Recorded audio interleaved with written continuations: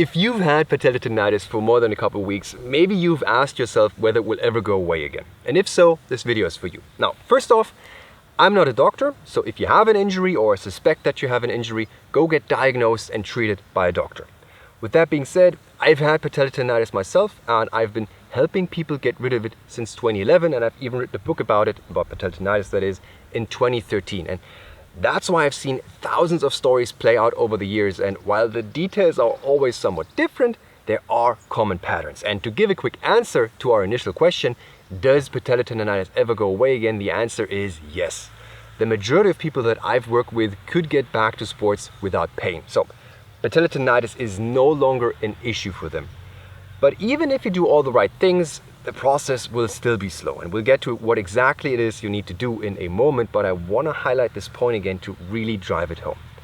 Even if you do the right things at the right time and barely make any mistakes, the process will be slow.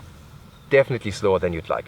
And if you make mistakes or don't know exactly what you're doing, it's easy to slip into a 2 steps forward, 2 steps back situation in which rehab will take a long time. So what exactly is it that you need to do? Well, it's a 5-step process. And step number 1 is allowing your knees to calm down. You do this by avoiding all activities that cause a flare-up or tendon irritation. And usually that's stuff like running, jumping, sprinting, all activities that entail energy storage inside the tendon or high forces on the tendon. The goal of step number 1 is to allow the pain to drop down to a more low and constant level. And once your pain is rather constant at a low level, you're ready for step number 2. And in step number 2, you need to find a tendon strengthening exercise that works for you. There are many different options, and I mentioned a lot of them in my email course, but the most popular choices are slow bodyweight squats, slow leg presses, and isometric holds on the leg extension machine. If you spend any time online, you're bound to come across sensational headlines telling you that this exercise is king and all others are trash. But in my experience, that's just not accurate at all and merely a trick to get views. Because, for example, I've seen people that they couldn't make progress on leg extensions no matter what they tried, no matter how much they fiddled with the training variables such as time under tension, knee angle, rest periods between sets, training frequency, trying different leg extension machines. You name it, they tried it, it didn't work, they didn't make progress, and they only started making headway once they switched to slow bodyweight squats. But I've seen the opposite as well. People that were trying slow bodyweight squats and it just didn't work. They tried many different things and they only started making progress once they switched to machine-based exercises like the leg extension machine or the leg press. And that's why I can say for certain that there's no one best exercise, but you have to try different ones to see what works best in your particular situation. Step number 3 is about sticking with your tendon strengthening exercise until your knees are very strong and can tolerate high loads, so high resistance, high weight, without becoming painful. My rule of thumb for people doing the bodyweight squat are that they need to be able to do 15 slow single leg bodyweight squats 2 parallel without pain before they're ready to get back into sports. And this process takes a long time, and the sad truth is that a lot of people drop out once their knees start to feel a little bit better, but at that point they're in no way strong enough for sports. So you need to keep going until your tendons are very, very strong. And then you're ready for step number 4. And step number 4 is about transitioning back into sports slowly. Picture this.